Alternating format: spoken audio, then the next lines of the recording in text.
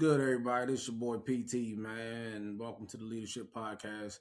The first one of the year, so I only do about 12 of these a year. So this is the first one. I'll have a few guests on this year as I'm finalizing that list, man. But to dive right into it, today I wanted to get into the topic of burnout. So I was just in a conference, I guess, and as we broke into our breakout spaces, one of the topics that we were conversating about is burnout and how to stop burnout for employees. And my response to that is that is a leadership issue. Burnout is solely a leadership issue. And I don't want to just talk about burnout when it comes to work and work environments, but let's just talk about burnout in life overall. And when I talk leadership, I'm talking about people who are in the uh, place of the responsibility, the one where that responsibility lies on your shoulders to make sure not only that if you are overseeing people that you remove that burnout element, or if you're leading a family, a coaching, or whatever else you're doing, you can also understand yourself, how to control burnout from yourself. Because sometimes we do it to ourselves. We just take on more than we should do um, because we want to appease other people, or because we don't know how to say no, or we feel guilty if we say no. Right? That has to be removed. Right? We're gonna be real here, right? I'm not gonna give you no 5 steps to remove burnout. I'm gonna just tell you, you can't take on things. You got to be okay with telling people no, and that means your family. That means your boss. That means your children. That means whoever is putting you into a space where they keep dumping and adding on to you. The first thing you have to do is understand when it's too much, have self preservation, and be able to say no. Now, no doesn't have to be forever. It can be no for now. It can be we can't do that right now. Let's look at a later time where we could get this accomplished. If you're at work, you could say, "Hey, boss, I get it. You're asking me to do all these things, but I can't do it all. So what can I take off the plate? What can we remove? What can we push till later?" And what happens a lot of times in corporate America is everything's the priority, right? You can't have 30 things that's a priority. We have to be able, as a leader of people, you have to be able to do a couple things clearly. One is the prioritization of the task. What is the clearest threat? What has to be done first?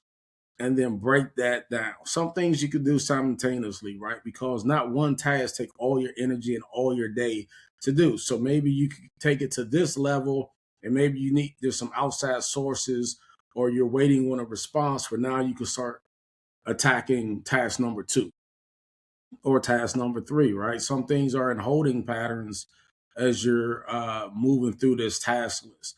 That's one way to remove burnout because you're prioritizing. Also, realistic expectations and deadlines. So I've seen people. So one of the things that I do when I'm in charge is I always allow, when I can, right? When I can, I always allow the person that I'm talking to dictate the deadline, right? So if I need something done, I'm gonna ask you, when do you think you can get it done?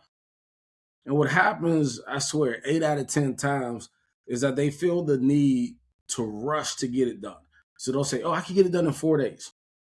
And I'm like, "Are you sure you can get it done in 4 days? I don't need it done in 4 days. You can get it to me in 10 days."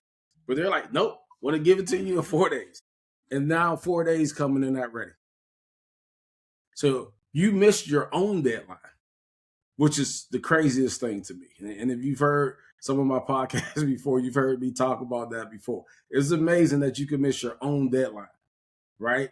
So what I would do is always what they say, under promise, over deliver.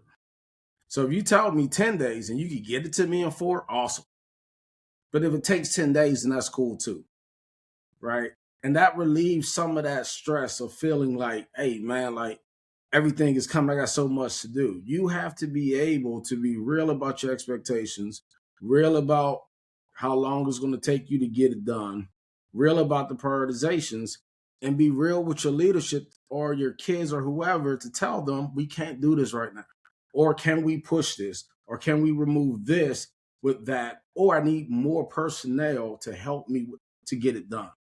Sometimes, employees feel, you know, some employees just lack some of that confidence to tell their leadership that they can't do it. So they take it all on and then they burn out.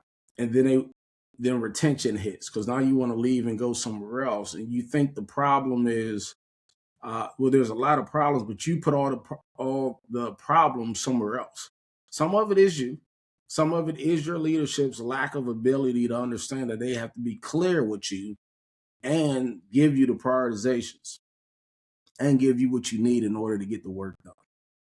So if you're in a leadership position, remember that, right? Don't just keep overtasking your team without taking something off. So in agile, right, when you do agile leadership, part of it is how they're in that framework. It helps to remove the burnout element because you only commit to so much work a week. And that's based off the amount of time you're going to be at work. So that's another thing that happens, right? People will say, I could do all this stuff, and then you take leave for a week and you come back and the work is still there, but you're already behind. So we all need to be a little bit more realistic in how we operate and moves to eliminate this burnout mentality. And as I'm reading through this stuff, man, it's just like I get it, right? There's home, there's life, there's work, there's your own internal things that you have to deal with. There's sickness, there's health, there's all type of stuff that goes on in a person's life that then work as all this stuff. But if you don't prioritize any of it, it is chaotic.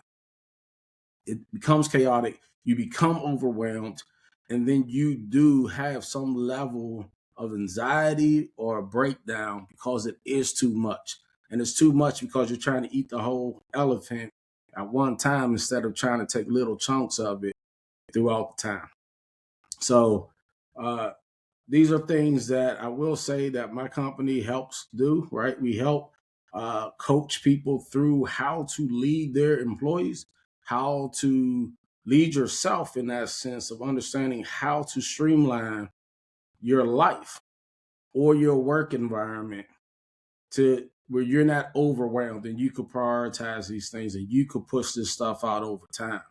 Or, I'm not going to get into this too much today, but empowering people to take the responsibility of some of these tasks.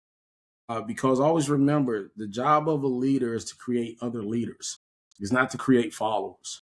So if you're in a leadership space or you're leading your family or you have your kids or whatever, it's to help them be able to do things without you. You cannot be the centerpiece of everything. That's why you're burning, right? When you sit there and you got to take on your parents and you feel you got to take on your kids, you got to take on your husband or your wife, or you got to take on the jobs and all the tasks for, you got 10 employees, but you feel you got to know every single thing that all 10 is doing at every time. And they're like, well, that's leadership. No, that's 1943 leadership. 26 leadership is empowerment. It's allowing the smart people to do the smart work. It's holding meetings where that's where you get the answers and you get the status of what's going on. You don't need to be over their shoulders. That's called micromanaging. And some people don't get that. They're like, well, how am I supposed to know? Well, that's why you're burnt out. That's why you're in chaos at work. You're in chaos at home. You're probably in chaos at the church. You're probably chaotic at the school, at parents' teacher conferences. You're in chaos everywhere because you feel you have to be everywhere and do everything for everybody. And now you're like, I'm done. That's a you problem. In some instances, that is a you problem that you have to kind of work through. But at work, when it comes to leaders, or no matter what side of the fence you are, you need to be able to have that conversation with them. And what do we take off the plate if we're going to do this? And what does this look like to be complete? So another thing in Agile that they teach It's what is the definition of done. So I can do this thing, but I need to know what exactly it is, but I know it's complete, right? So if you just want a something that's going to get you from A to B, then I could create you something to get you from A to B. But when I give you that, don't come back and say, "Oh no, I needed a helicopter to get from A to B." Well, you didn't tell me that, right? So don't do that to your people. Be as clear as possible. Be as authentic as possible. Understand the whole person in everything that you do. Understand yourself and what you can do. And those are things that I believe can help you with burnout. If you agree or disagree, man, leave a comment on whatever platform you're watching this on, and we can have that discussion a little bit more in detail.